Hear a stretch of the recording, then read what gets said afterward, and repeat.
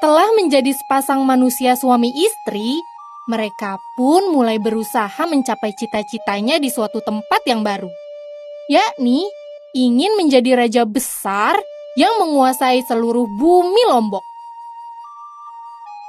Mereka membangun sebuah istana yang megah, banyak orang yang menjadi pengikutnya. Keberadaan kerajaan baru itu sampai juga ke telinga Baginda Raja Lama, dan terdengar desas-desus bahwa kerajaan baru itu akan menyerangnya. Berita yang merisaukan Baginda Raja Lama memang benar-benar terbukti setelah beliau memerintahkan para pengawalnya untuk menyelidiki kerajaan baru yang diperintah oleh seorang raja yang bergelar Papuk Mame. Beliau sedang menyiapkan penyerangan.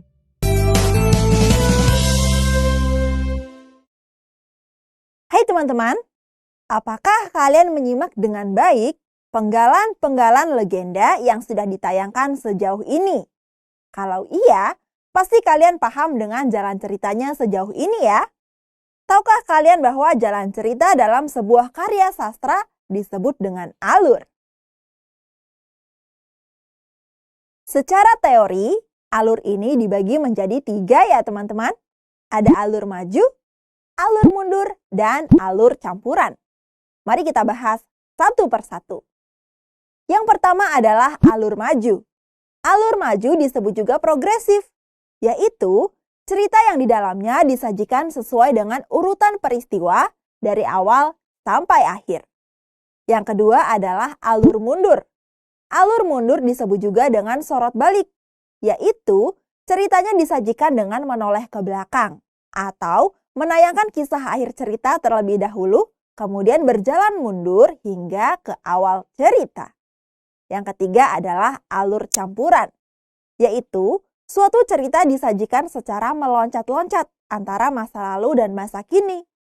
Alur campuran adalah perpaduan antara alur maju dan alur mundur. Kakak ulas lagi ya teman-teman, tentang pengertian dan jenis alur. Alur adalah jalan cerita dalam sebuah karya sastra. Alur dibagi menjadi 3, yaitu maju, mundur, dan campuran.